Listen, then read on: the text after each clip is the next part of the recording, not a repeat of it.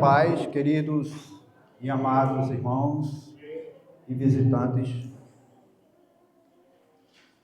na segunda carta de Paulo aos Coríntios, no capítulo 2, no versículo, vamos ler a partir do versículo 14, segunda carta de Paulo aos Coríntios, a partir do versículo, capítulo 5, a partir do versículo 14,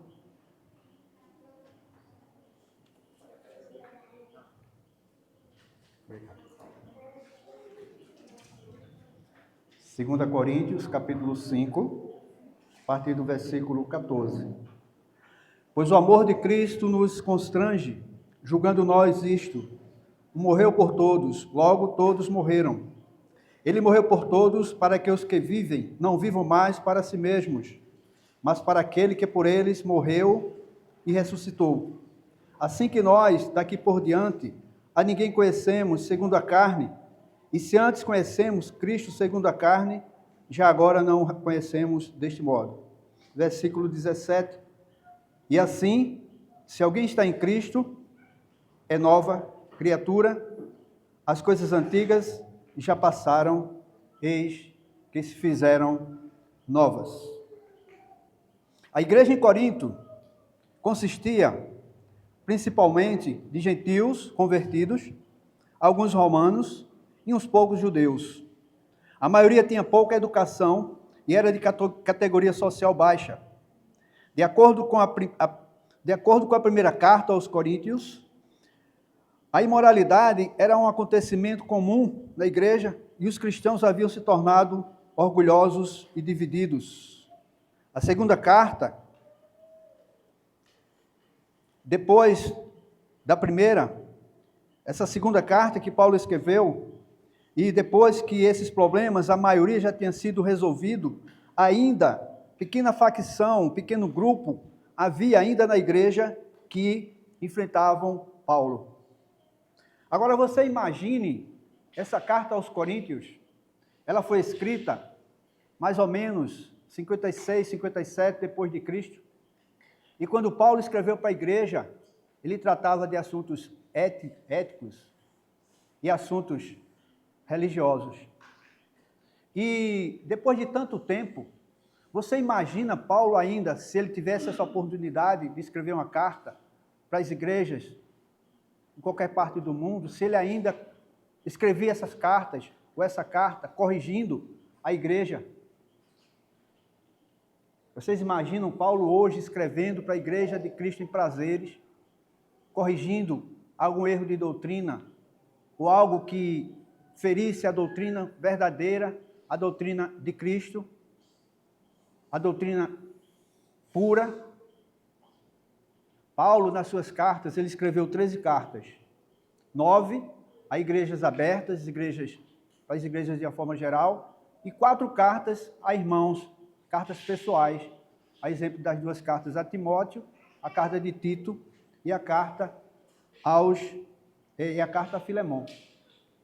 E aqui Paulo, na segunda carta aos Coríntios, no versículo 17, ele termina o texto aqui dizendo, no versículo 17, e assim, se alguém está em Cristo, é nova criatura. Se alguém está em Cristo, é nova pessoa. Se alguém nasceu de novo, da água e do batismo, você não pode ser mais a mesma pessoa. E o que nós vimos na aula há pouco, que o PC mostrou, a questão do recém-convertido, do novo discípulo, ele nasceu de novo, ele é uma nova pessoa. As coisas velhas, como Paulo diz aqui no versículo 17, é nova criatura, é nova pessoa, as coisas antigas já passaram, não existem mais, eis que tudo se fez novo. Nova pessoa, novos ensinamentos, de uma forma que nós não estamos mais como aquele velho homem, como Paulo mostra aqui, chama a atenção da igreja. Vocês continuam como aquela velha pessoa. Como o autor de Hebreus, ele escreve aos Hebreus, dizendo, olha, no capítulo 5, se eu não me engano, versículo 11 ao 14, ele chama a atenção da igreja, que quando muitos que já deveriam estar ensinando, muitos que já deveriam ser mestres, Eles precisavam que alguém voltasse para ensinar tudo de novo. Ou seja, a igreja não amadureceu espiritualmente. E é isso que Paulo está chamando a atenção aqui, e eu quero compartilhar com vocês o que é uma nova vida em Cristo. O que representa para nós uma vida nova em Cristo. Não é apenas uma questão de aparência ou de comportamento. A nova vida em Cristo, ela representa uma mudança espiritual. Como Paulo diz aqui no versículo 17, nova pessoa, nova criatura. E essa mudança, ela não é interna somente, aliás, somente externa. Não é aparência, não é você mostrar, não é o conhecimento que você tem da palavra de Deus, não é o quanto você conhece e você domina. Você pode conhecer a Bíblia de Gênesis a Apocalipse, mas você precisa entender que a sua prática, e como o PC estava mostrando, e eu lembrei e acabei esquecendo de falar para ele no momento, é ensinar pelo exemplo. Se você acompanha um novo convertido, ou se as pessoas olham para você, não é você dizer, eu sou um cristão. Você pode até dizer, você é crente? É. As pessoas geralmente perguntam, você é crente? Você é evangélico? Dificilmente elas perguntam, você é cristão? E se você diz, eu sou cristão, elas dizem, todo mundo é cristão. Mas a questão não é, eu sou. Mas a questão é, nós mostrarmos, através da nossa prática, a nossa transformação espiritual. A partir do momento que nós passamos pelo batismo, gradativamente, dia após dia, nós precisamos amadurecer e crescer e desenvolver espiritualmente. Transformação espiritual. É praticamente impossível conhecer o Evangelho e com a prática da palavra de Deus não haver uma mudança. É impossível, praticamente impossível, você conhecer a palavra de Deus e você não mudar. É praticamente impossível. Depois, quando você conhece a palavra de Deus, acontece a mudança, tanto na mentalidade como no comportamento. Tanto na mentalidade como no comportamento. Crescer espiritualmente, amadurecer espiritualmente, nos tornarmos adultos, não mais crianças em Cristo. E nós vemos um exemplo lá em Mateus que Jesus dá, em Mateus 7, quando ele fala que bem-aventurado aquele que ouve as minhas palavras e o quê? E as pratica. Crescimento espiritual não é somente você ouvir a palavra de Deus. Não é somente eu e você estarmos aqui, todos os estudos, todos os seminários, participando de todos os eventos da igreja. Mas esse conhecimento, ele não se desenvolver e não ser mostrado na prática. A prática da palavra de Deus simboliza e mostra o quanto nós crescemos espiritualmente. Uma árvore, ela nasce, ela cresce, ela amadurece e ela dá frutos. Assim é a nossa vida espiritual. Nós precisamos, quando nós nascemos ali do batismo, nós precisamos crescer, amadurecer e dar frutos. Jesus disse, a árvore boa, ela é conhecida pelos frutos. E nós, como cristãos, também devemos ser conhecidos pelos frutos. Paulo está mostrando aqui o contraste da vida cristã com a vida do mundo. Nova criatura, nova pessoa. As coisas velhas passaram, não existem mais. Eu não posso, como cristão, manter uma vida de aparência. Tem uma música antiga, acho que Beni pode lembrar, e os mais velhos, né? Que diz assim, né? Uma música que é Gabriela. Ela diz, eu nasci assim, eu cresci assim, vou ser sempre assim e vou morrer assim. Você já pensou? Nós nascemos, crescemos, passamos o tempo e não muda nada. As pessoas não veem a mudança na nossa vida. Não, mas eu sou assim. Alguém aqui já falou, mas eu sou assim, eu sempre fui assim, eu vou ser assim sempre. Quem quiser que goste. Eu não vou mudar. Então você está indo de encontro ao que Paulo está nos ensinando aqui no versículo 17. Novas pessoas, vida nova. Como ele diz aqui, As coisas antigas já passaram, eis que se fizeram novas. Então eu não posso, como cristão, manter uma vida ainda do passado, mantendo ainda, muitas vezes, os velhos hábitos, né? Eu saí dos hábitos, mas os hábitos não saíram de mim. Eu preciso ter esse cuidado, eu preciso estar sempre vigilante com relação a essa questão. O que Paulo está mostrando, uma vida cristã, em contraste com a vida do mundo. E é isso que nós precisamos mostrar ao mundo, a mudança, o quanto Cristo ele pode fazer a diferença na nossa vida. Ele destaca a nova realidade que experimentamos em Cristo, destacando que através da morte e ressurreição de Jesus, somos transformados em novas criaturas. Jesus morreu, deu a sua vida por nós, ressuscitou. E através daquele batismo nós também morremos com Cristo e ressuscitamos com Cristo. E Paulo disse, estou crucificado com Cristo. Agora, já não sou eu quem vive, mas Cristo vive em mim. Então, essa é a minha nova vida em Cristo. Esse é o meu crescimento espiritual. É Cristo vivendo em mim. Não é mais o que eu quero, o que eu desejo, o que eu gostava, mas é Cristo vivendo em mim. E se eu vivo agora uma vida em Cristo, se é Ele que vive em mim, se é a vontade dEle que prevalece na minha vida, não sou eu mais que vive, não é mais a minha vontade que prevalece, mas é a vontade de Deus na nossa vida. Através da morte e ressurreição de Jesus, somos transformados em novas criaturas. E essa transformação de obra, Ele nos chama a viver vida totalmente guiada pelo Espírito Santo. Novo nascimento, uma vida nova guiada pelo Espírito Santo. E eu quero trazer aqui 3 pontos em que nós podemos colocar como aplicação para o que Paulo está trazendo aqui para nós. E como acontece esse novo crescimento espiritual? Reconhecer a transformação. Primeiro, nós precisamos reconhecer que através do batismo, quando nós saímos daquele batismo, através da morte de Jesus naquela cruz, nós somos transformados. Nós não podemos mais ser aquela mesma pessoa. Aquele velho homem, aquele velho Jonatas, aquele velho Juan, e todos vocês, vale para todos vocês, e tantos outros que queiram e aceitem Jesus como nosso Senhor e Salvador. Nós não podemos mais viver aquela vida que nós vivíamos antes, ou parte. Tem que haver uma transformação, e essa transformação, ela é gradativa. Devemos reconhecer a obra transformadora de Deus em nossas vidas, deixando para trás o velho modo de viver e abraçando a nova identidade com Cristo. Eu nasci assim, eu cresci assim, eu sou mesmo assim, vou viver assim. Sempre assim. Isso não pode ser mais uma vida de um cristão. Isso não pode ser as palavras de um cristão.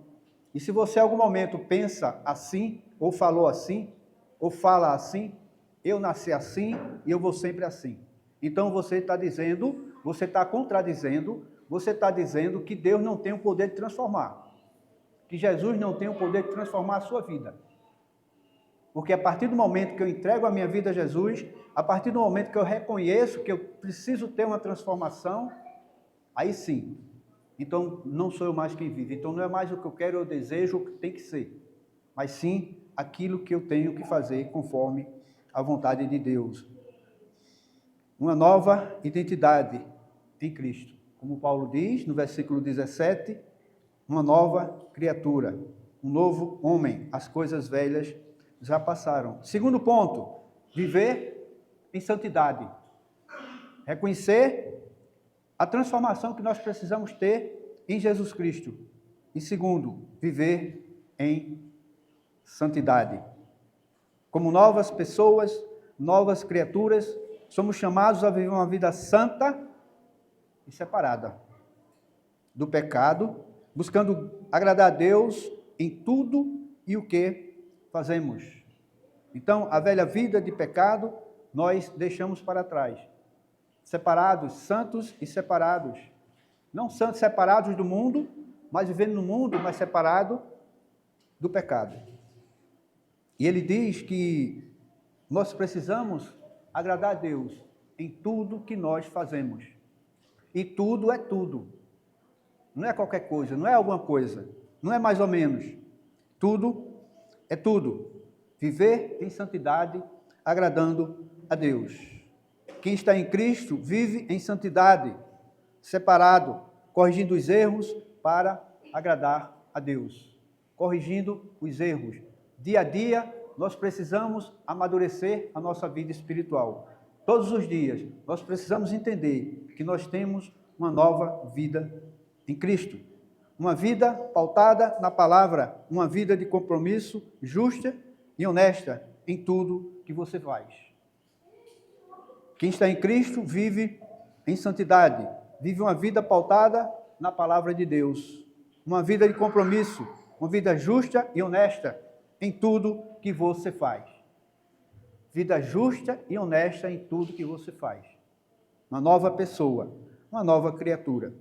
E o terceiro ponto, para que você mostre essa sua nova vida em Cristo, esse novo nascimento, depois de reconhecer a transformação que Deus pode fazer na sua vida, depois de viver em santidade, é você compartilhar essa nova vida, é você compartilhar o Evangelho, é você mostrar e levar às pessoas o que Deus pode fazer na sua vida. Quanto Deus pode transformar a sua vida. Prática. Essa é a chave para nós como cristãos. Conhecimento é importante? É, e muito importante. Devemos buscar o conhecimento sim, e sempre buscar. Mas nunca esquecer que mais importante do que todo conhecimento é você viver na prática aquilo que você está conhecendo e aprendendo. Porque as pessoas não reconhecem você como cristão, você dizendo e anunciando, eu sou cristão, eu tenho uma nova vida em Cristo. Mas elas observam você pela sua prática. A sua vizinha, o seu vizinho, observa você pela sua prática. Então, se ela ouve você dizendo, eu sou cristão, eu me converti, eu entreguei minha vida a Cristo, ela vai observar você na prática. Ela vai ver se você realmente teve essa mudança na prática. Então, se você é uma nova pessoa em Cristo, se você entregou sua vida a Ele e você continua com as mesmas práticas, as pessoas vão olhar para você como? Como é que você pode converter essas pessoas e levar essas pessoas a conhecer a Cristo e convencê-las que elas precisam entregar suas vidas a Jesus? Ensinar pelo exemplo, compartilhar o Evangelho. A transformação que experimentamos em Cristo não é apenas para nosso benefício pessoal, mas também que possamos compartilhar o amor e a graça de Deus com os outros, convidando-os também a experimentarem essa nova vida em Cristo. Convidar essas pessoas, não só fazer o convite, chamar e convidar, mas principalmente através da nossa prática, levar para essas pessoas, mostrar às pessoas no mundo, onde você está, no seu trabalho, na sua casa, com a vizinhança, na escola, na faculdade, na igreja, você mostrar às pessoas que você teve uma transformação, que Deus transformou você verdadeiramente numa nova pessoa. E nós precisamos anunciar ao mundo esse evangelho de transformação. Levar ao mundo e mostrar às pessoas o quanto Deus, o quanto Jesus pode transformar a vida dessa pessoa. Mas não esqueça, a sua prática é muito importante.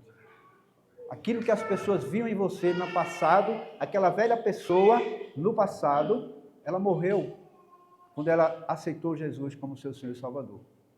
Ela disse sim para Jesus. Você disse sim para Jesus e não para o mundo. Agora já não sou eu quem vive, mas Cristo vive em mim. Esse é o ponto crucial. Cristo vive em você. Então, o que é que você está fazendo para agradar a esse Deus que tem esse poder de transformar? Andar em novidade de vida. Romanos, capítulo 6, versículo 4, que o amado leu. Romanos, capítulo 6, versículo 4. Olha o que ele diz. Versículo 4, Romanos 6, capítulo 6, versículo 4. Olha o que ele diz. Fomos, pois, sepultados com ele na morte pelo batismo, para que, como Cristo foi ressuscitado dentre os mortos pela glória do Pai, assim também andemos nós em novidade de vida, novidade de vida, vida nova, nova criatura, nova pessoa. As coisas velhas passaram, eis que se fizeram novas. Novas pessoas, novas criaturas, ou pessoas, como queiram. E para finalizar, para concluir, Colossenses capítulo 3, versículos 9 e 10. Colossenses capítulo 6, versículos 9 e 10.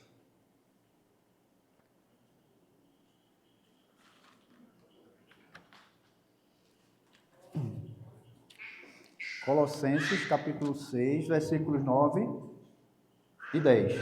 Aliás, capítulo 3, desculpem. Capítulo 3, versículos 9 e 10.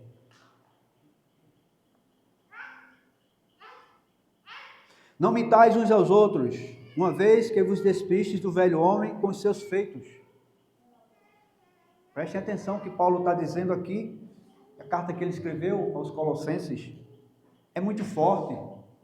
Não mintais uns aos outros, uma vez que despistes do velho homem com os seus feitos. O que Paulo está dizendo? Despiste do velho homem, você tirou esse velho homem, você é como uma roupa que você tinha, que não prestava, estava podre, suja, nojenta, e você tirou e colocou uma roupa nova. Ele diz, olha, não minta, a sua velha prática, ela morreu com Cristo naquele batismo. Não minta mais, porque despiste do velho homem com seus feitos, com as suas práticas. Versículo 10. E vos revestistes do novo homem, que se refaz para o pleno conhecimento, segundo a imagem daquele que o criou. Vos revestistes do novo homem. Quando ele diz despistes do velho homem e revestistes do novo homem, segundo a imagem daquele que o criou. Nova vida em Cristo, crescimento espiritual, transformação espiritual.